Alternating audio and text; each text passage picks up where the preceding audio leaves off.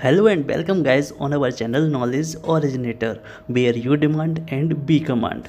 Right दोस्तों, तो जैसा कि हम जानते हैं हमारे जो पीटीसी के फर्स्ट सेमेस्टर के जो हमारे विद्यार्थी हैं उनकी काफ़ी डिमांड आ रही थी कि सर हमारे नेक्स्ट मंथ से एग्ज़ाम है, तो प्लीज़ हमारे जो हर एक सब्जेक्ट के सैम्पल पेपर हैं उनको सॉल्व करा दीजिए। तो दोस्तों चलिए इसी डिमांड के साथ हम आज का हमारा पहला जो सैम्पल पेपर है जो कि है हमारा बाल विकास एवं सीखने की प्रक्रिया, जो कि पवन पब्लिकेशन का है। चलिए हम इसी से शुरुआत करते हैं और इस सैम्पल पेपर को जल्दी से जल्दी ख़त्म करने की कोशिश करेंगे। तो आज हम इस सैम्पल पेपर के 20 पेजेस को ख़त्म करेंगे, ठीक है। तो शॉर्ट में समझेंगे और अच्छे से समझेंगे। चलिए शुरुआत करते हैं। तो दोस्तों जैसा कि हमारा पहला क्वेश्चन है कि बाल विकास के अंतर्गत कौन कौन से आयु वर्ग आते हैं। दोस्तों हमें ये पूरा जो इसमें भाषण दी गई है वो सब पढ़ने की कोई ज़रूरत नहीं है, हमको सिर्फ टू द पॉइंट पढ़ना है और कहानी तो हम बना ही लेते हैं, ठीक है। तो देखिए स्टार्टिंग में जो कुछ भी लिखा है, ये जो कुछ भी लिखा है ये सब हम खुद से अपने मन से भी लिख सकते हैं, लेकिन जो पॉइंट है टू द पॉइंट है वो क्या है, ये पॉइंट है। पहला पॉइंट क्या है, शैशवावस्था, जो कि जन्म से कितने तक होती है, 5 वर्ष तक, ठीक है, जो कि जन्म से 5 साल तक होती है। दूसरी होती है बाल्यावस्था, तीसरी होती है किशोरावस्था, ठीक है। ये 3 अवस्थाएं होती हैं, इन्हीं को हमें याद करना है, ठीक है, इन्हीं को हमें याद रखना है। पहली क्या है, जन्म से 5 साल तक, दूसरी है 6 साल से 12 साल तक, और किशोरावस्था जो होती है वो क्या होती है, 13 साल से 18 साल तक, ठीक है। बस पहला क्वेश्चन हमारा ख़त्म हुआ। नेक्स्ट क्वेश्चन दोस्तों, शैशवावस्था कब से प्रारंभ होती है। शैशवावस्था जो होती है वो कब से प्रारंभ होती है। तो जैसा कि इसमें हमने देखा था जन्म से 5 वर्ष तक, ठीक है, जन्म से 5 वर्ष तक, ये जो है ना जन्म से 5 वर्ष तक, बस यही हमारा पॉइंट है, मेन पॉइंट, और इसी को हमें अपनी कहानी में कन्वर्ट करना है, ठीक है। वैसा ही मतलब इस सैम्पल पेपर में लोगों ने लिख दिया है। जैसे शिशु का शारीरिक विकास जन्म से पूर्व गर्भावस्था से ही प्रारंभ हो जाता है, ठीक है। क्वेश्चन में यही पूछा गया था कि शैशवावस्था कब से प्रारंभ होता है, मीन्स कब से स्टार्ट होता है, तो हमें आंसर मिल गया है कब से, पूर्व गर्भावस्था से ही प्रारंभ हो जाता है, ठीक है। इस समय माता के खानपान, रहने सहने, स्वास्थ्य एवं संवेगात्मक संतुलन पर विशेष ध्यान दिया जाता है, ठीक है। और कुछ पॉइंट्स भी हैं, जैसे जो शैशवावस्था है उसको 2 भागों में बांट दिया जाता है, जैसे जन्म से 3 वर्ष तक, ठीक है, जैसे जन्म से 3 वर्ष तक और 3 वर्ष की आयु से 5 वर्ष या 6 वर्ष तक। इस अवस्था में शारीरिक विकास की गति प्रथम 3 वर्षों में बहुत तेज़ होती है, मीन्स जन्म से 3 साल तक तो तेज़ होती है, ठीक है, लेकिन उसके बाद 3 साल से 5 और 6 साल के बीच में थोड़ी धीमी हो जाती है, ठीक है। क्या हो जाती है, धीमी हो जाती है, किसकी, डेवलपमेंट की स्पीड, या फिर शारीरिक विकास जो होता है उसकी स्पीड क्या हो जाती है, थोड़ी कम हो जाती है। सेकंड क्वेश्चन दोस्तों, बाल विकास के सिद्धांतों का शैक्षिक महत्व बताइए, ठीक है। जो बाल विकास हमारा सब्जेक्ट है या टॉपिक है, इसका जो शैक्षिक महत्व है, मीन्स जो लर्निंग इम्पोर्टेंस है वो क्या है। जैसे पहला पॉइंट है, बालक की विकास की अवस्थाओं का अध्ययन कर सकेंगे, ठीक है, जैसे हमने अभी पढ़ा शैशवावस्था, बाल्यावस्था और किशोरावस्था, ये मतलब इनकी हम स्टडी कर सकते हैं। दूसरा पॉइंट है, बालकों के वंशानुक्रम व वातावरण का अध्ययन कर सकेंगे, ठीक है, मीन्स वंशानुक्रम से मतलब होता है दोस्तों हेरिडिटी, ठीक है, वंशानुक्रम से मतलब होता है हेरिडिटी, मीन्स जो हमें जो हमारे पूर्वजों से जो कुछ भी हमें मिला होता है, और वातावरण मीन्स जो एनवायरनमेंट हो सकता है बच्चे का, उसका भी हम स्टडी कर सकते हैं, ठीक है। बालक की विशिष्ट योग्यताओं का अध्ययन कर सकेंगे। विशिष्ट योग्यताएं होती हैं दोस्तों, जैसे हम टैलेंट भी बोल सकते हैं, ठीक है, टैलेंट भी हम इसमें बोल सकते हैं और स्किल भी बोल सकते हैं, ठीक, मीन्स बच्चों का जो टैलेंट होता है उसकी भी हम स्टडी कर सकते हैं। बालक की रुचियां, प्रेरणाओं और मूल प्रवृत्तियों का भी अध्ययन, ठीक है। विशिष्ट बालकों का अध्ययन मीन्स जो जिनके पास स्पेशल टैलेंट होता है, ठीक है, स्पेशल टैलेंट होता है, जैसे किसी को डांस करना आता है, किसी को सिंगिंग करना आता है, ठीक है, तो ये कुछ हो जाते हैं जो एडवांस मीन्स जिनको क्या कहते हैं, थोड़े एडवांस होते हैं बच्चे, उनकी भी स्टडी हम इससे मतलब इसके द्वारा कर सकते हैं, ठीक है। छठवां हो जाता है व्यक्तिगत अंतर कर सकेंगे, ठीक है, जो लोगों का बिहेवियर होता है उनके बीच हम डिफरेंस फाइंड कर सकते हैं, मीन्स उनको हम अंतर बता सकते हैं उनके बीच में, विकास प्रासंगिक होगा, ठीक है। पहुँचते हैं नेक्स्ट पेज पे। नेक्स्ट पेज है दोस्तों हमारा, नेक्स्ट पेज का पहला क्वेश्चन है दोस्तों कि किशोरावस्था संघर्ष, तनाव एवं विरोध की अवस्था होती है। ये काफ़ी इंपॉर्टेंट पॉइंट है और इसको आप जितना हो सके उतना नोट करके लिख लेना, ठीक है। ये स्टेटमेंट काफ़ी बार पूछा जा चुका है, ये स्टेटमेंट काफ़ी बार पूछा जा चुका है, इसको मैं डब्बे में बंद कर दे रहा हूँ, ठीक है। और ये बोला किसने है? स्टेनली हॉल ने, ठीक है। किसने बोला है? स्टेनली हॉल ने ये स्टेटमेंट बोला है। बस ये नाम याद रख लीजिए आप, स्टेनली हॉल। इन्होंने क्या बोला? किशोरावस्था बड़े बल, संघर्ष, तनाव, तूफान तथा विरोध की क्या है? अवस्था है, ठीक है, विरोध की अवस्था है, ठीक। बस इसमें इतना ही याद रखना है, बाकी ज़्यादा कुछ नहीं है, ठीक है। हम क्योंकि हमें टू द पॉइंट पढ़ना है ना, और हमारे पास इतना टाइम है नहीं, ठीक है। तो टाइम कम होने की वजह से हम टू द पॉइंट पढ़ रहे हैं, ठीक है। किशोरावस्था जीवन का सबसे क्या होता है? कठिन काल होता है। ये किसने बोला था? स्टेनली हॉल ने बोला है, ठीक। बस ये नाम याद रख लीजिए, आपका क्वेश्चन, आपका मतलब 1 नंबर तो पक्का ही है, ठीक है। पहुँचते हैं नेक्स्ट क्वेश्चन की तरफ। अब देखो, इसको मैं थोड़ा शॉर्ट में बता दे रहा हूँ क्योंकि इन्होंने इतना सारा कुछ लिखा है। किशोरावस्था में देखो काफ़ी हमें चेंजेस देखने को मिलते हैं, जैसे हार्मोनल चेंज, फिजिकल चेंज, ठीक है। जिसमें एक बड़ी यूज हुआ है परिपक्वता, इसको कहते हैं मैच्योरिटी। जैसे जैसे हम बड़े होते हैं, मीन्स जैसे जैसे हम बाल्यावस्था से किशोरावस्था में आते हैं, तो हमें मैच्योरिटी लेवल हमारा बढ़ने लगता है, ठीक है, मैच्योर होने लगते हैं। तो इसी चीज़ को क्या कहा जाता है? परिपक्वता कहा जाता है, ठीक है। जैसे जैसे हम बड़े होते हैं, हम खुद पे डिपेंडेंट होने लगते हैं, मीन्स जो बच्चे होते हैं बाल्यावस्था से जैसे जैसे एडल्ट एज में मीन्स कन्वर्ट होने लगते हैं, पहुंचने लगते हैं, तो उनमें क्या होता है? उनको ऐसा लगने लगता है कि उन्हें काफ़ी नॉलेज हो गई है, तो वो अपने पेरेंट्स का विरोध करने लगते हैं, ठीक है। जिसकी वजह से वो क्या होता है? मीन्स अपने पेरेंट्स का विरोध करके एक तरह से झगड़ा बोल सकते हैं, या फिर तो उसी चीज़ को क्या बोला गया है? तूफान बोला गया है, विरोध की अवस्था बोला गया है, ठीक है। इसी सब चीज़ को क्या बोला गया है कि ये किसकी अवस्था है? विरोध की अवस्था है, ठीक है। किशोर अवस्था में अनेक परिवर्तन आते हैं, बेगे तथा हंट के द्वारा उन्होंने क्या कहा है? किशोरावस्था की विशेषताओं को सर्वोत्तम प्रकार से व्यक्त करने वाला एक शब्द है, जिसको क्या कहा जाता है? परिवर्तन, ठीक है। मीन्स इस स्टेटमेंट का मतलब क्या हुआ कि किशोरावस्था में जितने भी चेंजेस होते हैं, मीन्स जो कुछ भी हमें देखने को मिलते हैं, उसको एक वर्ड में बोला जा सकता है, जिसको क्या कहा जा सकता है? परिवर्तन या फिर चेंजेस बोला जा सकता है, ठीक है। परिवर्तन या फिर चेंजेस बोल सकते हैं हम, ठीक है, ओके। किशोरावस्था जीवन का सबसे कठिन काल है, इंग्लिश में इसको दिया गया है the most difficult period of life, ठीक है, ओके। पहुँचते हैं नेक्स्ट पेज पे। नेक्स्ट पेज का हमारा पहला क्वेश्चन है दोस्तों कि बाल विकास में अधिगम को प्रभावित करने वाले विभिन्न कारकों का संक्षेप में वर्णन कीजिए। अब इसीलिए मैं आपको बोलना चाह रहा हूँ कि ये वीडियो आपके लिए कितनी इंपॉर्टेंट है, क्योंकि मैंने इसमें जैसे कुछ वर्ड हैं जो हमें हिंदी में समझ में नहीं आते, मैंने उनको इंग्लिश में कन्वर्ट किया है, मीन्स इंग्लिश में उनका मतलब लिखा है। जैसे अधिगम का बहुत से मेरे साथी हैं उनको मतलब ही नहीं पता होगा। अधिगम का मतलब होता है लर्निंग, ठीक है। किसी चीज़ का सीखना या स्टडी करना या लर्निंग करना, उसी को क्या कहते हैं? अधिगम कहते हैं, ठीक है।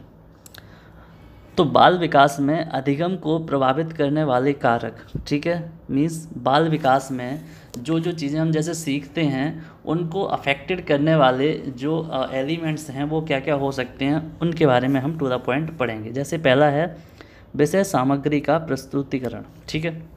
जैसे विषय सामग्री से मतलब हो गया हमारा स्टडी मटेरियल, ठीक है। स्टडी मटेरियल को ही क्या कहा जाता है? विषय सामग्री, ठीक है।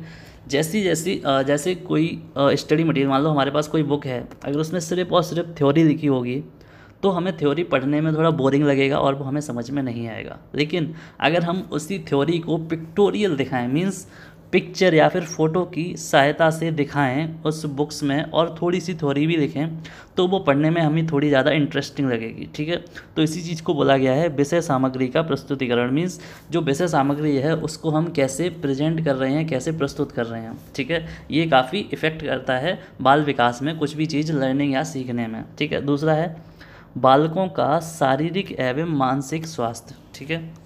जो बच्चों का या फिर बालकों का जो शारीरिक means physical and mental health होती है, शारीरिक एवं मानसिक स्वास्थ्य होता है, वो काफ़ी मैटर करता है। जैसे अगर कोई बच्चा फिजिकली एबल नहीं है, और मान लो अगर कोई बच्चा अगर बीमार है, तो उसका पढ़ने में ध्यान नहीं लगेगा, सीखने में ध्यान नहीं लगेगा, जो कि उसके अधिगम या फिर जो लर्निंग एबिलिटी है उस पर काफ़ी इफ़ेक्ट करेगी, काफ़ी प्रभाव डालेगी, ठीक है। तो ये वाला पॉइंट भी काफ़ी मैटर करता है। जैसे सीखने की इच्छा, अगर किसी बच्चे की कुछ चीज़, कोई भी चीज़ सीखने की इच्छा है ही नहीं तो वो कैसे सीख सकता है, ठीक है।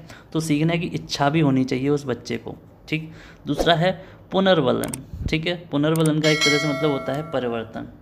अगर किसी बच्चे को अगर किसी बच्चे में चेंजेस नहीं हो रहे हैं तो वो वो सीखने की भी कोशिश नहीं करेगा, ठीक है। दूसरा है समय व थकान। अगर कोई बच्चा किसी बच्चे के पास या तो समय नहीं है या फिर वो थका हुआ है, ठीक है। अगर कोई बच्चा थका हुआ है तो उसका पढ़ने में भी मन नहीं लगेगा, जिसकी वजह से वो सीख नहीं पाएगा या फिर अधिगम नहीं कर पाएगा, ठीक है। दूसरा है उद्देश्य का स्पष्टीकरण। उद्देश्य का स्पष्टीकरण मीन्स जो चीज़ हम पढ़ रहे हैं या सीख रहे हैं उसका उद्देश्य क्या है। अगर मान लो मैंने आपको ABCD पढ़ाई, अगर मैंने आपको ABCD पढ़ाई, ठीक है, और इसी में बीच में मैंने बोल दिया A1 + 2BCD, तो इसमें आपको कुछ वही नहीं दिखाई दे रहा है कि मैं आखिर पढ़ क्या रहा हूँ, ठीक है। मीन्स उद्देश्य क्या है, जो मैं सीख रहा हूँ, जो मैं पढ़ रहा हूँ, उसका उद्देश्य क्या है, फिर एम क्या है। तो जब तक आपको उस उद्देश्य का स्पष्टीकरण नहीं होगा या फिर एम का जो क्लियरेंस है वो नहीं दिखाई देगा, तब तक आप किसी चीज़ को नहीं सीख सकते हैं। दूसरा है अभिप्रेरणा। अभिप्रेरणा का मतलब होता है दोस्तों मोटिवेशन, ठीक है। अभिप्रेरणा का मतलब होता है क्या, मोटिवेशन। जब तक आपको कोई मोटिवेशन नहीं मिलेगा किसी चीज़ को सीखने के लिए, तब तक भी आप कोई चीज़ उतनी अच्छी तरीके से नहीं सीख सकते हैं, ठीक है। ओके, दूसरा पॉइंट है दोस्तों सीखने का उचित वातावरण, ठीक है। जो सीखने का उचित वातावरण होता है वो भी अच्छा होना चाहिए। जैसे अगर हम घर पे पढ़ रहे हैं, घर पे पढ़ने के बजाय अगर हम एक ऐसी रूम में पढ़ रहे हैं जहाँ पे लोग पढ़ने वाले ही बैठे हैं, तो वो चीज़ भी काफ़ी मैटर करती है, ठीक है। तो सीखने का या फिर पढ़ने का एक उचित वातावरण होना चाहिए, ठीक है। परीक्षण मीन्स एग्जामिनेशन भी होनी चाहिए जिससे हम प्रैक्टिस कर सकें। अध्यापक की भूमिका मीन्स अगर कोई अध्यापक पढ़ाने में ही उसका इंटरेस्ट नहीं है या फिर उसे उस चीज़ की नॉलेज ही नहीं है, तो वो बच्चों को कोई चीज़ सिखा भी नहीं पाएगा, ठीक है। तो वो बच्चों को कोई चीज़ सिखा भी नहीं पाएगा, ठीक है। अधिगम हेतु प्रयुक्त विधियाँ, ठीक है। मीन्स अगर हम कोई चीज़ सिखा रहे हैं, जैसे मान लो अगर हम कोई चीज़ एक्सपेरिमेंटली बता रहे हैं, अगर हमारे पास वो सामग्री नहीं है या फिर वो विधियाँ ही नहीं है, हमें वो चीज़ पता ही नहीं है, तो हम उसको कैसे उसको हम कैसे सिखाएंगे कि ये चीज़ ऐसे करनी है, ये चीज़ ऐसे नहीं करनी है, ठीक है। तो हमें प्रॉपर फॉर्मूले या फिर थ्योरी अच्छे से पता होनी चाहिए, तभी हम किसी बच्चे को कोई चीज़ सिखा सकते हैं, ठीक है। तो ये हमारे थे कुछ बाल विकास में अधिगम को प्रभावित करने वाले कुछ कारक, ठीक है। तो जहाँ तक है ये सभी इम्पोर्टेंट बन जाते हैं और इनको आपको अच्छे से रट लेना चाहिए, ठीक है। इन सारे 11 जो पॉइंट हैं इन सभी को अच्छे से याद कर लेना चाहिए और रट लेना चाहिए। पहुँचते हैं नेक्स्ट क्वेश्चन पे। नेक्स्ट क्वेश्चन है दोस्तों बाल विकास की आवश्यकता पर संक्षिप्त लेख लिखिए। इसमें कुछ नहीं दोस्तों, इसको आप कहानी में भी बना के लिख सकते हैं, ठीक है। बाल विकास की जो अवस्था होती है उसको आप अच्छे से लिख सकते हैं। आप बता सकते हैं कि जो बाल अवस्था होती है उसमें जो सीखने की एबिलिटी होती है वो काफ़ी ज़्यादा होती है। मीन्स जो टीचर होता है वो काफ़ी अच्छे से बच्चों को समझा भी सकता है। उस समय वो क्या होता है, एक गीली मिट्टी की तरह होती है, जिस शेप में जो टीचर ढालेगा उसी शेप में वो बच्चा जो है वही चीज़ सीख पाएगा, ठीक है। तो इसको आप लिख सकते हैं काफ़ी अच्छी तरह से। दोस्तों इस पूरे चैप्टर में या पूरे सब्जेक्ट में जो भी स्टेटमेंट है उनको आपको अच्छे से याद रखना है। जैसे इसमें एक दिया गया है एलिस क्रो का स्टेटमेंट, ठीक है। उन्होंने क्या बोला, शिक्षकों को अपने शिक्षण में उन मनोवैज्ञानिक सिद्धांतों का प्रयोग करना चाहिए जो सफल शिक्षण और फलोत्पादक अधिगम के लिए अनिवार्य हैं, ठीक है।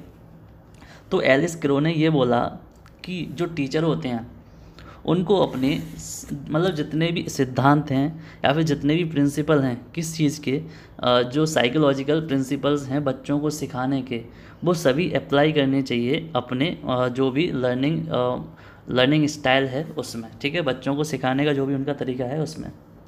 ओके, नेक्स्ट क्वेश्चन है बालक के विकास में जो परिवर्तन होते हैं उनका संबंध शरीर और मन दोनों से होता है, स्पष्ट कीजिए। दोस्तों हमें थ्योरी ज़्यादा नहीं पढ़नी है, हमें सिर्फ पॉइंट समझ लेना है। थ्योरी हम खुद भी बना सकते हैं, ठीक है। थ्योरी आपको जो पॉइंट है मैं वो आपको समझा देता हूँ कैसे।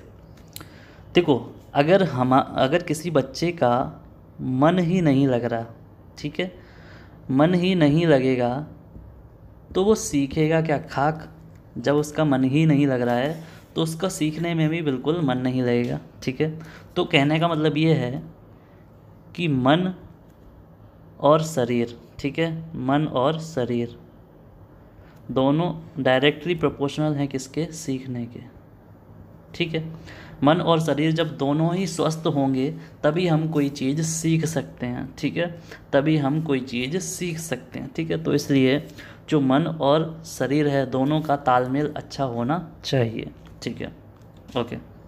नेक्स्ट क्वेश्चन है दोस्तों, शैशवावस्था में शिक्षा का स्वरूप कैसा होना चाहिए। जो शैशवावस्था होती है मीन्स जब बच्चा KG LKG नर्सरी में होता है, उस समय जो शिक्षा का स्वरूप है मीन्स जो लर्निंग स्टाइल है, मीन्स जो बच्चों को जैसे हम पढ़ाते हैं वो कैसी होनी चाहिए। ठीक है, तो शैशवावस्था में दो तरह की जो शिक्षा का स्वरूप है होना चाहिए। जैसे पहला है एक बालोद्यान होना चाहिए और दूसरा मॉन्टेसरी होना चाहिए। बालोद्यान से मतलब है दोस्तों जैसे हम किंडरगार्टन बोल सकते हैं, जैसे बच्चों के लिए खेलने की जगह हो, ठीक है, झूला वगैरह हो, वहाँ पे खिलौने वगैरह भी हों, ठीक है, खिलौने वगैरह भी हों और क्रीड़ा उपकरणों की मतलब सारी व्यवस्था वहाँ होनी चाहिए। और जैसे हम बच्चों को जो पढ़ाते हैं, पढ़ाने का स्टाइल क्या होनी चाहिए, शिशु गीतों मीन्स जो पोएम्स होती हैं, राइमिंग्स होती हैं, ठीक है, उनसे बच्चों को पढ़ाना चाहिए। ठीक है, ओके। जिससे क्या होता है, खेल समझ कर बड़ी रुचि से करते हैं। ठीक है, जो बच्चे होते हैं वो हर चीज़ को अगर उनको खेल से ही समझाया जाए तो काफ़ी अच्छी तरह से समझते हैं। मॉन्टेसरी पद्धति क्या होती है, मॉन्टेसरी में क्या होता है कि ज्ञानेंद्रियों का साधन या विकास तथा शिशु की स्वतंत्रता है। ठीक है, मॉन्टेसरी में क्या होता है कि जो विद्यालय में इंद्रिय साधन के साथ साथ व्यवहारिक जीवन की उपयोगी शिक्षा दी जाती है। जैसे कि बच्चों को हम मैनर्स सिखाते हैं कि कैसे आना है, कैसे हमारे जो बड़े बुजुर्ग होते हैं उनसे कैसे बिहेव करना है। ठीक है, ये सारी किस में आ जाती हैं, मॉन्टेसरी पद्धति में आ जाती हैं। ठीक है, मॉन्टेसरी की जो पद्धति होती हैं उनमें ये सब आ जाती हैं। ओके, नेक्स्ट क्वेश्चन है, बाल्यावस्था में मानसिक विकास की विशेषताएं लिखिए। ठीक है, बाल्यावस्था में जो मेंटली डेवलपमेंट होता है उसके क्या क्या इंपॉर्टेंस हैं वो 2 पॉइंट लिखने हैं उसके। ठीक है, जैसे छठे वर्ष में मानसिक विकास जो है मीन्स जो छठा वर्ष होता है उसमें जो मेंटल डेवलपमेंट होता है, बालक आसान प्रश्नों के उत्तर दे सकता है। ठीक है, जो छोटे छोटे क्वेश्चंस होते हैं, जैसे ही मैंने पूछा व्हाट इज़ दिस, तो वो उसका आंसर देगा दिस इज़ दैट। ठीक है, तो जो ये कुछ आसान सब्जेक्ट मतलब सवाल होते हैं उनके वो उत्तर दे सकता है। ठीक है, बिना रुके 15 से 20 तक गिनती सुना सकता है। ठीक है, अखबार में जैसे कोई इमेजेस छपी है, फ़ोटो वगैरह छपी है तो उसका नाम बता सकता है। ठीक है, जैसे एवेंजर्स के कोई फ़ोटो छपी है, ठीक है, स्पाइडरमैन की फ़ोटो छपी तो वो आसानी से बता सकता है। 7वें वर्ष में क्या होता है, छोटी छोटी घटनाओं का वर्णन कर सकता है। जैसे उससे अगर हम पूछते हैं बेटा आज आपने क्या खाया, तो वो बताएगा आज मैंने ये खाया, लंच में ये खाया। ठीक है, तो ये छोटे छोटे जो वर्णन होते हैं वो मतलब काफ़ी अच्छे से वो बता सकता है। ठीक है, जटिल वाक्यों का प्रयोग भी कर सकता है। जैसे मान लो उसने कल कोई गाना सुना है तो वो एक तरह से जटिल वाक्य हो जाता है, तो उस गाने को भी सुना सकता है हमें। ठीक है, नेक्स्ट क्वेश्चन है, वैयक्तिक भिन्नता का अर्थ लिखिए। ठीक है, वैयक्तिक भिन्नता का अर्थ मीन्स एक तरह से क्या हो गया कि कोई 2 बंदे हमारे सामने खड़े हैं, दोनों एक जैसे ही दिखते हैं। ठीक है, दोनों एक जैसे ही दिखते हैं, दोनों की हरकतें भी एक जैसी हैं, लेकिन उनमें क्या डिफरेंस है, फिर भी उनकी मतलब वो सारी चीज़ें सिमिलर होने के बावजूद भी उनमें क्या चीज़ डिफरेंट है। ठीक है, जब 2 बालक विभिन्न समानताएं रखते हुए भी आपस में भिन्न व्यवहार करते हैं तो ऐसी वैयक्तिक भिन्न, तो इसे ही क्या कहा जाता है, वैयक्तिक भिन्नता कहा जाता है। ठीक है, स्किनर का ये काफ़ी इंपॉर्टेंट स्टेटमेंट है, इसको हमें याद रखना पड़ेगा भाई। स्किनर के अनुसार क्या है, व्यक्तिगत भिन्नता में संपूर्ण व्यक्तित्व का कोई भी ऐसा पहलू सम्मिलित हो सकता है जिसका माप किया जा सकता है। ठीक है, मान लो अगर कोई 2 बच्चे हैं, जुड़वा हैं, दोनों की फिजिकल अपीयरेंस सेम है। ठीक है, दोनों की एक्टिविटीज सेम है, बट अगर उनका IQ लेवल डिफरेंट है, मीन्स कोई सी भी ऐसी मेजरमेंट या फिर कोई सी भी ऐसी क्वांटिटी या फिर कोई भी ऐसा पहलू जिसको हम मेजर कर सकते हैं या माप सकते हैं, उसके बेसिस पे हम वैयक्तिक भिन्नता बता सकते हैं कि कोई व्यक्ति किसी से कितना डिफरेंट है या कितना भिन्न है। ठीक है, तो अगर मान लो पहले वाले का IQ लेवल 1 है, दूसरे का IQ लेवल 2 है।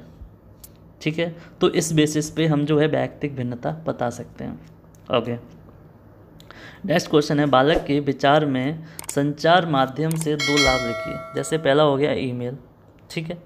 ईमेल से क्या होता है कि हम बहुत से लोगों को मैसेज वगैरह भेज सकते हैं, इन्फॉर्मेशन सेंड कर सकते हैं। बालक के विकास में इनका क्या यूजेस हो जाता है, जैसे संचार माध्यम, जैसे टेलीविज़न हो गया, कंप्यूटर, मोबाइल हो गया, इनसे सीखना काफ़ी मतलब उनकी जो मेमोरी होती है उनमें कई तरह से बस जाता है या रिटेन कर जाता है मेमोरी में कोई चीज़, अगर हम टेलीविज़न, कंप्यूटर या मोबाइल से द्वारा सीखते हैं, ठीक है। वो स्थायी हो जाता है, परमानेंट हो जाता है एक तरह से। दूसरा, समय की बचत होती है। तीसरा और चौथा, अधिक से अधिक जानकारी आसानी से प्राप्त कर सकते हैं, ठीक है। अधिक से अधिक जानकारी जो है आसानी से प्राप्त कर सकते हैं। चिंतन क्या है, चिंतन क्या है, ठीक है। मीन्स अगर हम किसी चीज़ के बारे में सोच रहे हैं, थिंकिंग क्या है, चिंतन का मतलब होता है थिंकिंग, ठीक है। चिंतन का मतलब है थिंकिंग। रॉस के शब्दों में अगर इसको समझा जाए तो चिंतन एक मानसिक क्रिया होती है। चिंतन एक मानसिक क्रिया का ज्ञानात्मक पहलू है, ठीक है। ज्ञानात्मक पहलू से मतलब चिंतन मानसिक क्रिया का ज्ञानात्मक पहलू मतलब जब हम किसी चीज़ के बारे में थिंकिंग करते हैं तो वो एक तरह से हमारे दिमाग में जो रिटेनिंग इन्फॉर्मेशन है या फिर जो ज्ञान हमारे दिमाग में रिटेन कर जाता है, जो रह जाता है, उसी चीज़ को कहा जाता है चिंतन कहा जाता है। अधिगम से क्या तात्पर्य है, वुडवर्थ के शब्दों में अगर बोला जाए, जैसा कि मैं पहले बता सकता हूँ, अधिगम का मतलब होता है सीखना, विकास की प्रक्रिया, ठीक है। सीखना मीन्स अगर अधिगम को 2 वर्ड में बताया जाए, दूसरा हो जाता है लर्निंग और दूसरा हो जाता है क्या, डेवलपमेंट। अधिगम का मतलब है सीखना तथा विकास की प्रक्रिया। बाल विकास में अधिगम की सम्मेलन व विचार गोष्ठी विधि बताइए। सम्मेलन एवं विचार गोष्ठी, इस विधि में छात्र परस्पर विचारों का आदान प्रदान करने अपने ज्ञान में वृद्धि करता है, ठीक है। सम्मेलन एवं विचार गोष्ठी का मतलब हो गया कि मान लो 4 बंदे बैठे हुए हैं और वो एक दूसरे को अपनी इन्फॉर्मेशन ट्रांसफ़र कर रहे हैं। मान लो मैंने उसको कुछ बताया और दूसरा वाला मुझे भी कुछ बता रहा है, तो इससे क्या हो रहा है, जो इन्फॉर्मेशन का है वो ट्रांसफ़र हो रहा है। मीन्स एक व्यक्ति से किसी का ज्ञान दूसरे व्यक्ति के पास जा रहा है, इसी को कहा जाता है सम्मेलन एवं विचार गोष्ठी, ठीक है। मीन्स सम्मेलन में बैठ के विचारों का एक दूसरे के पास आदान प्रदान करना ही क्या कहलाता है, सम्मेलन एवं विचार गोष्ठी, ठीक है। जब एक कुत्ते के सामने पहले घंटी बजाई जाती है, फिर उसके सामने भोजन का टुकड़ा दिया जाता है और कुत्ता लार शराब करता है, लार शराब करता है। यह प्रक्रिया कई बार होने के बाद प्रयोगकर्ता द्वारा घंटी बजाने के मीन्स जब वो घंटी तो बजाता है लेकिन भोजन नहीं देता है। कुत्ते द्वारा लाल शराब करना किसके और कौन से सिद्धांत के अंतर्गत आता है, ठीक है। ये हमें सिद्धांत दिया था, किसने दिया था, I.P. पावलोव, ठीक है। किसने दिया था, I.P. पावलोव ने ये सिद्धांत दिया था। और इनका सिद्धांत क्या था, I.P. पावलोव का संबद्ध प्रतिक्रिया का सिद्धांत, ठीक है, या फिर इसी को दूसरे नाम से जानते हैं संबद्ध सहज क्रिया का सिद्धांत, ठीक है। इसको इन दोनों नाम से जानते हैं, पहला हो गया संबद्ध प्रतिक्रिया का सिद्धांत या फिर संबद्ध सहज क्रिया का सिद्धांत, ठीक है। तो ये किसका था, I.P. पावलोव का सिद्धांत था, इसको याद रखना है।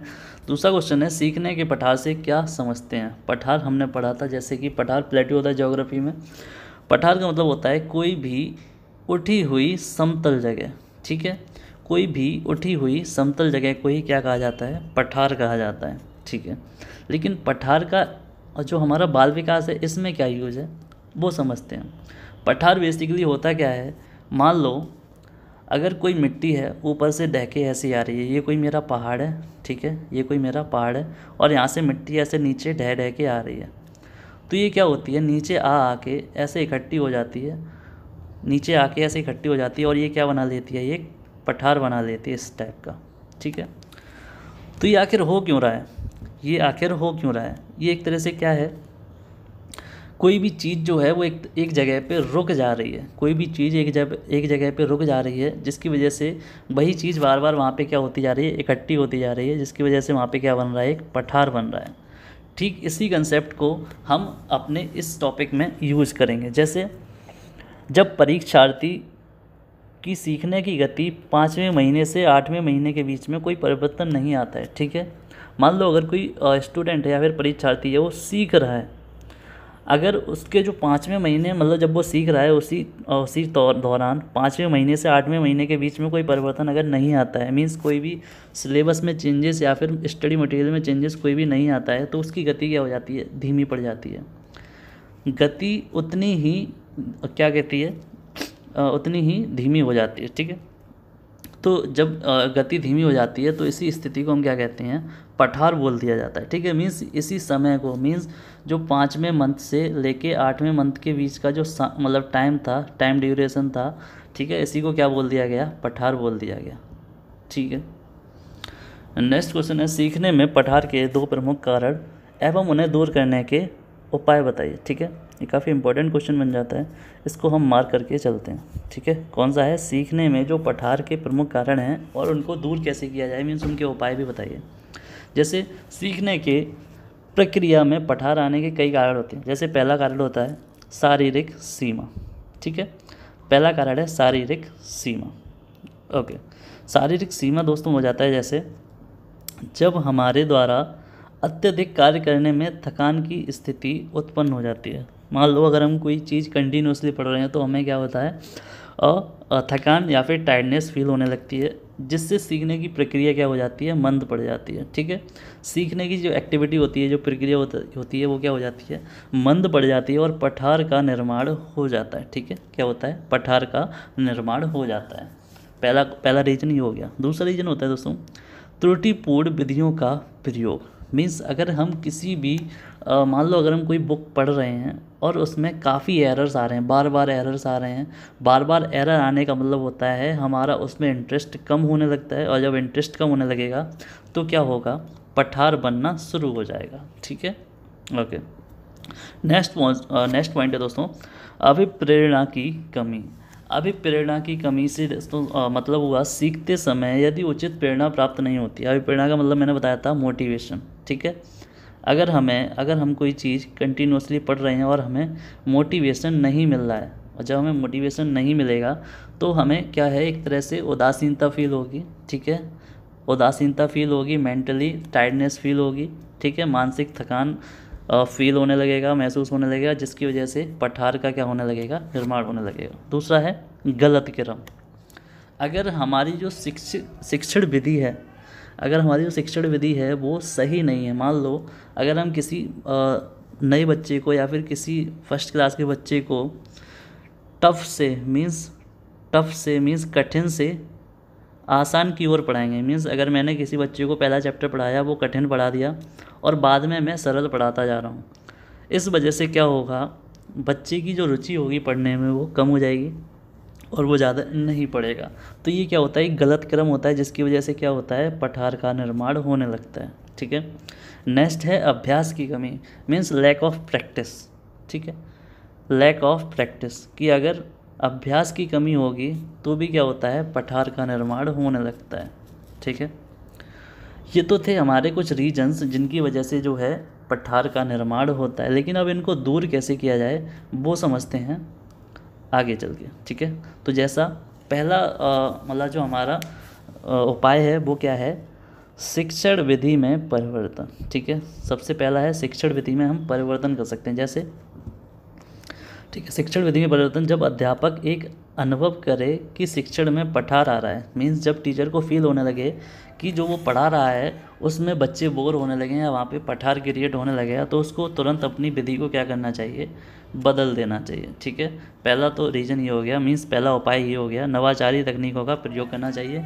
मीन्स जैसे अगर बच्चे बोर हो रहे हैं तो उनको पिक्टोरियल या फिर थोड़ी एडवांस क्लासेस दिखाई जाएँ। ठीक है, स्मार्ट क्लासेस दिखाई जाएँ पिक्टोरियल वे में, वीडियोस के थ्रू, तो बच्चों में क्या है, थोड़ा इंटरेस्ट बढ़ने लगेगा। ठीक है, दूसरा उपाय है प्रेरणा, उद्दीपन एवं पुनर्वलनों का उपयोग। ठीक है, मीन्स मान ले अगर टीचर को ऐसा फील हो रहा है कि वहाँ पे पठार क्रिएट हो रहा है उसके पढ़ाने के तरीके में, तो बच्चों में एक तरह का कंपटीशन क्रिएट कर सकता है, जिससे वो बच्चों को बोलेगा कि पुरस्कार दंड से छात्रों में प्रेरणा उत्पन्न कर सकता है। मीन्स अगर वो बोलता है कि जो बच्चा मुझे 10 तक टेबल सुनाएगा उसको मैं चॉकलेट दूंगा, तो ये प्रक्रिया क्या कहलाती है, पुरस्कार दंड की प्रक्रिया कहलाती है। ठीक है, ये टेक्निक कहलाती है।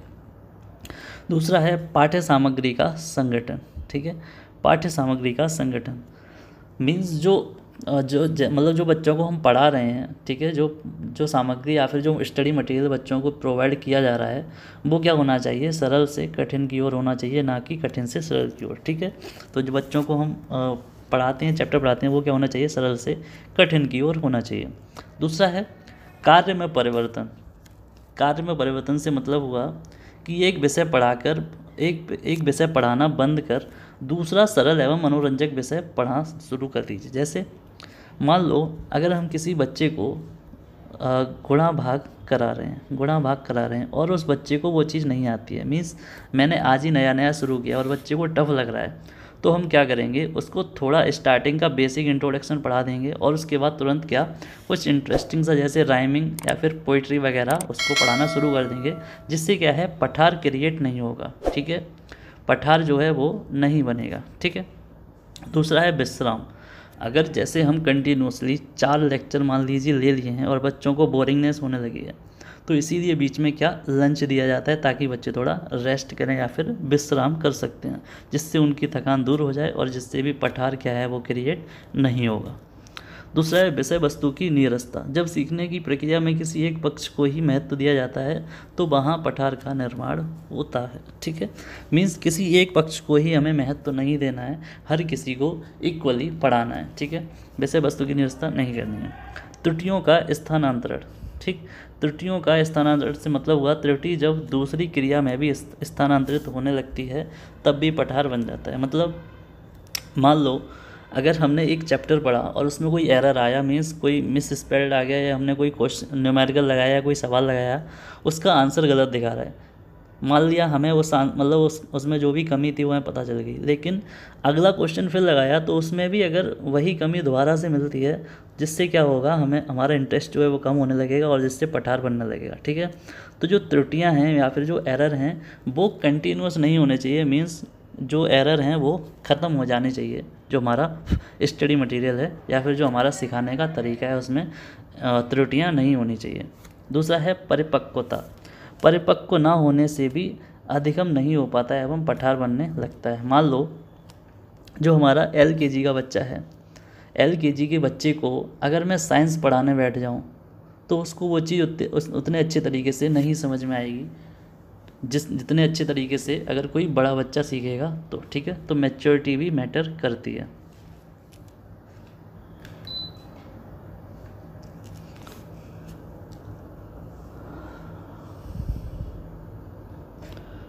ओके, नेक्स्ट क्वेश्चन है अधिगम स्थानांतरण को स्पष्ट कीजिए। ठीक है, मीन्स अधिगम स्थानांतरण को भी क्या करना है, हमें स्पष्ट करना है। जैसे मीन्स जो सीखने का स्थानांतरण या फिर अधिगम का स्थानांतरण से इससे मतलब क्या है, किसी विषय को सीखने से उपलब्ध होने वाला ज्ञान।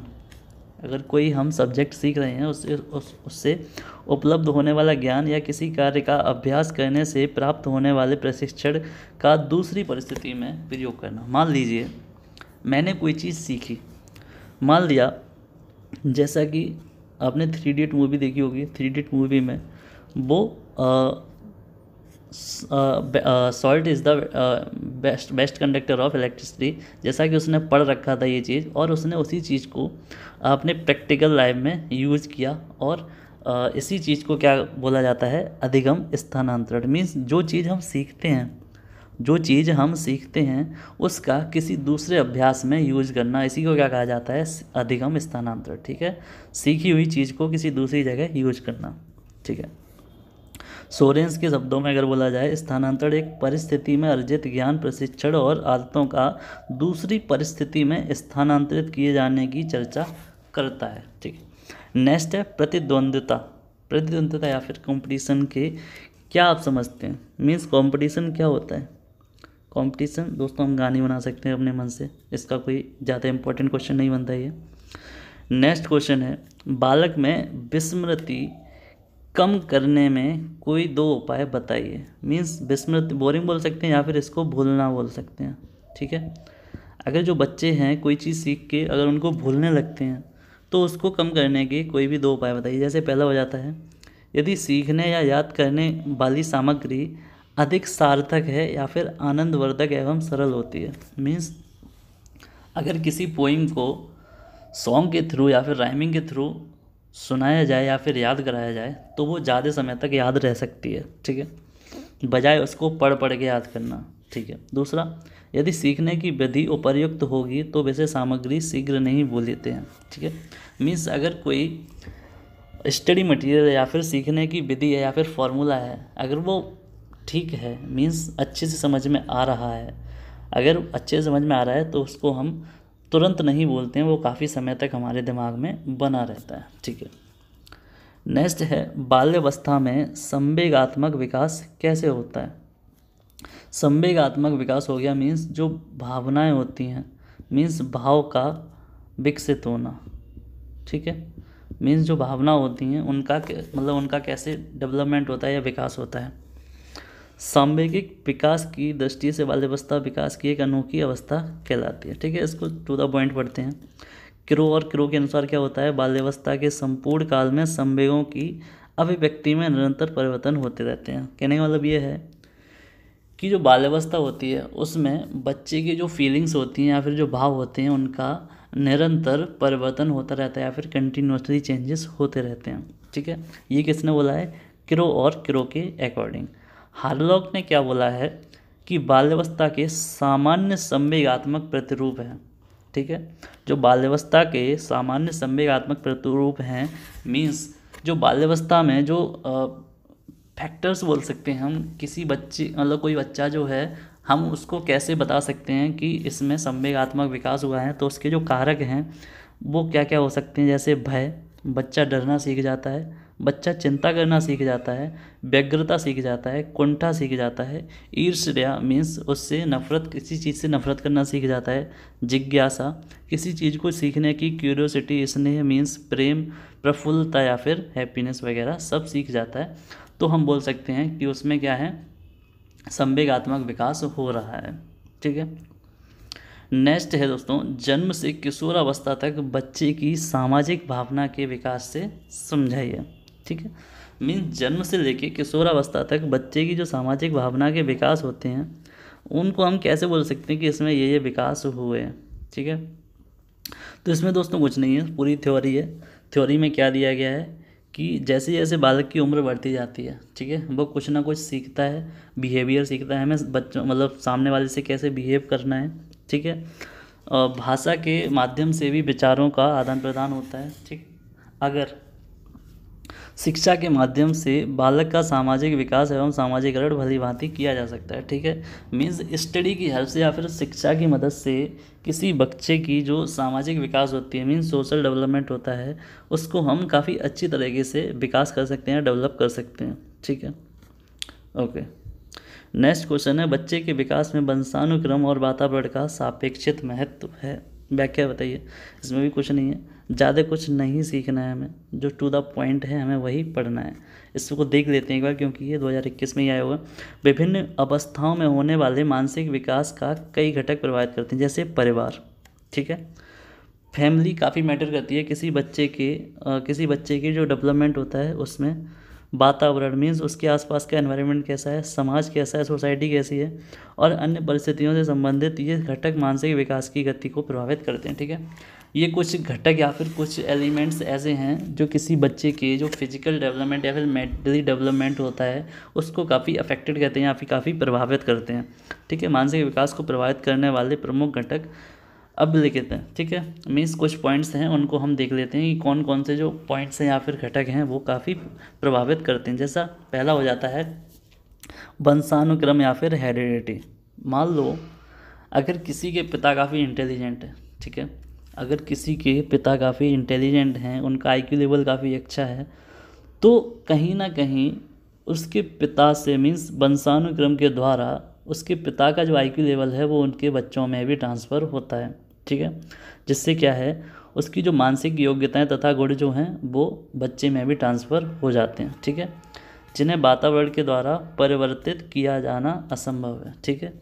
उन कुछ पॉइंट्स को जो वातावरण होता है वो उनको अफेक्टेड नहीं कर सकता है। मीन्स जो एनवायरनमेंट है, जो वातावरण है, वो अगर किसी पिता के द्वारा किसी बच्चे में ट्रांसफ़र किया जाता है, मीन्स खुद भी मतलब वो खुद ब खुद होते हैं, कोई ट्रांसफ़र नहीं करता है, उन घटकों को या उन पॉइंट्स पर जो वातावरण होता है उसका कोई भी प्रभाव नहीं पड़ सकता है, वो होता है तो होता ही है। ठीक है, नेक्स्ट है, अच्छा स्टेटमेंट देख लेते हैं गेट्स का। ठीक है, गेट्स का कुछ स्टेटमेंट था, वो क्या था, किसी व्यक्ति का उससे अधिक विकास नहीं हो सकता जितना कि वंशानुक्रम संभव बनाता है। ठीक है, कहने का मतलब ये है कि जितना जो डेवलपमेंट होता है या फिर जितना जो मेंटली डेवलपमेंट होता है या फिर जो मानसिक विकास होता है, कितना, मान लो जितना पिता के द्वारा डेवलपमेंट होगा उतना किसी और चीज़ों से संभव ही नहीं है। ठीक है, किसी और चीज़ों से संभव नहीं है। ठीक है, जैसे वातावरण हो गया, सोसाइटी हो गई, मीन्स समाज हो गया, इनसे जितना भी अफेक्ट पड़ेगा, जितना भी प्रभाव पड़ेगा, वो सारा क्या होगा, कम होगा किससे, पिता के द्वारा जो ट्रांसफ़र हुआ है, मीन्स वंशानुक्रम के द्वारा जो भी ट्रांसफ़र हुआ है उससे कम ही होगा। ठीक है, सबसे ज़्यादा किसका होगा, पिता का, मतलब जो वंशानुक्रम या फिर हेरिडिटी के द्वारा जो मानसिक विकास हुआ है वो हमेशा ज़्यादा ही होगा। ठीक है, दूसरा घटक क्या है, पारिवारिक वातावरण। पारिवारिक वातावरण मीन्स बच्चे जो मैनर्स सीखते हैं, जो संस्कार सीखते हैं, वो किससे सीखते हैं, फैमिली एनवायरनमेंट या फिर पारिवारिक वातावरण से ही सीखते हैं। ठीक है, अगर बच्चे का वातावरण जितना खुश होगा, मीन्स जितना खुशहाल होगा, उसका जो मानसिक विकास होगा वो उतनी ही तीव्र गति से होगा, और जितना ही सैड मतलब वातावरण होगा या फिर दुखद होगा, कष्टपूर्ण होगा, उतना ही मानसिक विकास क्या होगा, मंद गति से होगा। ठीक है, नेक्स्ट है, शिक्षक के लिए बाल मनोविज्ञान की क्या उपयोगिता है। मीन्स शिक्षक जो है उसके लिए जो बाल मनोविज्ञान है या फिर चाइल्ड डेवलपमेंट है उसका क्या यूजेस है, उसकी मतलब लाइफ में क्या यूजेस है, वो इसका कहाँ यूज कर सकता है। ठीक है, जैसा पहला पॉइंट हो गया, शिक्षक को सम्यक दृष्टिकोण प्रदान करता है। ठीक है, मीन्स शिक्षक जो है वो बच्चों का उसे पता है कि बच्चे इस एज में कैसे बिहेव करेंगे, तो वो इन सब से काफ़ी अवेयर हो जाता है या फिर काफ़ी मतलब फैमिलियर हो जाता है, वो इन सबको काफ़ी अच्छे से समझ सकता है। ठीक है, इस जगह शिक्षक के लिए यूज होता है। बाल मनोविज्ञान की सहायता से बालक के विकास की विभिन्न अवस्थाओं का ज्ञान होता है। ठीक है, जैसे बताया गया था, शैशवावस्था, बाल्यावस्था, किशोरावस्था, इन सारी अवस्थाओं का ज्ञान टीचर को हो जाता है या फिर शिक्षक को हो जाता है, और वो उसी पद्धति से बच्चों को सिखाता है या फिर पढ़ाता है। दूसरा, बाल मनोविज्ञान कक्षा में उपयुक्त शैक्षिक वातावरण उत्पन्न करने में सहायक होता है। ठीक है, जो बाल मनोविज्ञान होता है कि टीचर को कैसा वातावरण वहाँ पे क्रिएट करना है। मान लो अगर LKG के बच्चे हैं, नर्सरी के बच्चे हैं, तो वो उनको उसी हिसाब से पढ़ाएगा। मीन्स उनको उनको स्पोर्ट्स में मतलब किड्स राइमिंग वगैरह सुनाएगा, बच्चों को खेल खिलाएगा, उसी हिसाब से बच्चों को पढ़ाएगा। ठीक है, तो वैसा ही वातावरण क्रिएट करने में टीचर की क्या होती है, हेल्प होती है। ठीक है, नेक्स्ट पॉइंट है, बाल मनोविज्ञान अध्यापक को छात्रों के प्रति प्रेम, सहानुभूति तथा समदर्शी व्यवहार को अपनाने में सहायता करता है। ठीक है, नेक्स्ट पॉइंट है, शिक्षण विधियों की जानकारी देता है। ठीक, अध्यापक को शिक्षण विधियों की जानकारी देता है। नेक्स्ट पॉइंट है, बाल मनोविज्ञान पाठ्यक्रम निर्माण में सहायता करता है। ठीक है, बाल मनोविज्ञान जो है वो पाठ्यक्रम निर्माण में सहायता करता है। बाल मनोविज्ञान शैक्षिक तथा व्यावसायिक निर्देशन प्रदान करने में अध्यापक की मदद करता है। ठीक है, नेक्स्ट है, अनुशासन बनाए रखने में भी हेल्प करता है। ओके, सही है, और अध्यापक को बाल स्वभाव तथा व्यवहार के ज्ञान से अवगत कराता है। ठीक है, मीन्स बच्चों का कैसा व्यवहार हो सकता है उसको वो पहले से ही जानता है कि बच्चा मुझसे कैसे बिहेव करेगा इस एज के अंदर। ठीक है, नेक्स्ट है, बाल्यावस्था जीवन का अनोखा काल है। काफ़ी इंपॉर्टेंट पॉइंट है, काफ़ी इंपॉर्टेंट क्वेश्चन है, इसको मार्क करके चलिएगा और रट के चलिएगा। ठीक है, बाल्यावस्था जीवन का एक अनोखा काल है। ओके, लेकिन इसको ऐसा क्यों बोला गया है? मानव विकास की दूसरी अवस्था बाल्यावस्था होती है। ठीक है, पहली तो होती है शैशवावस्था, इसी के जस्ट बाद आती है कौन सी, बाल्यावस्था। इस अवस्था में बालक के कुछ ऐसे परिवर्तन होते हैं। ठीक है, बालक में जो है कुछ ऐसे परिवर्तन होते हैं जिन्हें अभिभावक और अध्यापक आसानी से नहीं समझ पाते हैं। ठीक है, शैशवा काल में बालक के लिए संसार रहस्यमय होता है। मीन्स बच्चा नया नया जन्म लेता है संसार में, उसके लिए सारी चीज़ें नई नई होती हैं, रहस्यमय होती हैं कि ये चीज़ ऐसी है तो क्यों है। ठीक है, उसका शरीर और मन दोनों अविकसित होते हैं जब वो शैशवा काल में होता है। सारी चीज़ें इन अनडेवलपमेंट होती हैं, मीन्स अविकसित होती हैं, अतः वह प्रत्येक बात के लिए दूसरे पर निर्भर रहता है। ठीक है, कब, जब वो शैशवा काल में होता है। लेकिन जैसे ही वो बाल्यावस्था में प्रवेश करता है, बालक क्या होता है, आत्मनिर्भर होने लगता है। मीन्स वो खुद पे ही डिपेंड होने लगता है, दूसरों पे निर्भर नहीं करता है। उसको पता चलने लगती है कि ये चीज़ ऐसी है तो आखिर क्यों है, ये चीज़ यहाँ है तो क्यों है, ऐसी है तो कैसी है। ठीक है, तो इसलिए जो क्या कहते हैं, जो बाल्यावस्था है उसको क्या कहा गया है, जीवन का अनोखा काल कहा गया है। राइट। नेक्स्ट क्वेश्चन है दोस्तों कि बाल्यावस्था की कुछ प्रमुख विशेषताएं बताइए। ठीक है, जो बाल्यावस्था है उसकी कुछ प्रमुख विशेषताएं जैसे इम्पोर्टेंस हैं, जैसे पहली हो गई शारीरिक एवं मानसिक विकास में स्थिरता। ठीक है, मीन्स जो शारीरिक फिजिकल और मेंटल डेवलपमेंट होता है उसमें क्या आने लगता है, स्थिरता आने लगती है। मीन्स स्थिर होने लगता है, एक तरह से कांस्टेंट होने लगता है।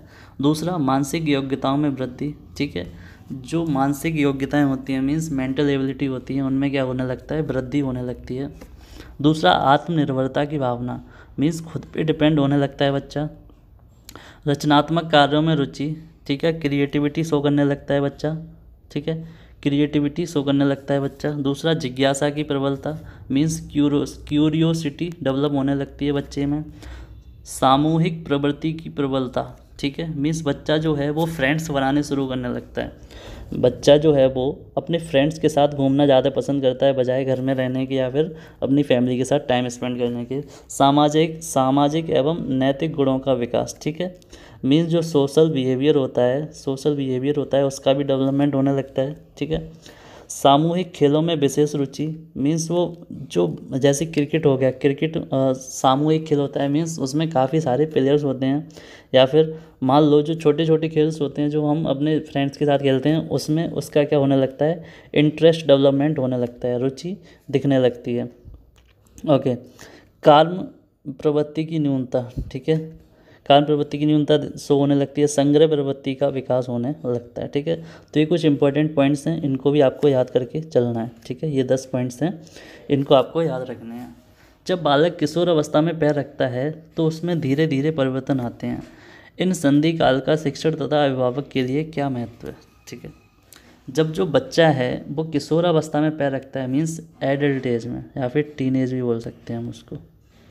ठीक है, मीन्स जब बच्चा थोड़ा बड़ा होने लगता है, मीन्स एडल्ट एज में कदम रखने लगता है, तो उस समय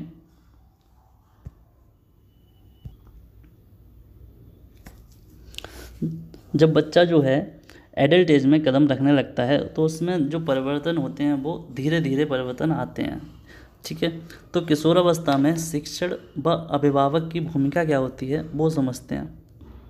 मीन्स इसको भी दोस्तों हम अपने शब्दों में भी थोड़ा लिख सकते हैं। जैसे किशोर अवस्था में जो बच्चा होता है वो काफ़ी बड़ा होने लगता है। ठीक है, बच्चा जो है वो बड़ा होने लगता है, उसको नई नई चीज़ें समझ में आने लगती हैं, पढ़ाई में आनंद आता है। ठीक है, यदि शिक्षक उचित रूप से प्रशिक्षित है, मीन्स अगर जो टीचर है वो काफ़ी अच्छा पढ़ा लिखा है और हंसमुख है, उत्साहित है, बच्चों में छिपी प्रतिभा को जागृत कर सकता है। ठीक है, किशोर अपने अपने बारे में सकारात्मक सोच बना सकते हैं। ठीक है, जो बच्चे हैं वो सकारात्मक सोच बनाते हैं। लेकिन अगर टीचर जो है वो पढ़ा लिखा नहीं है, मीन्स उसको लैक ऑफ नॉलेज है, मीन्स जो ज्ञान का क्या है उसको अभाव है।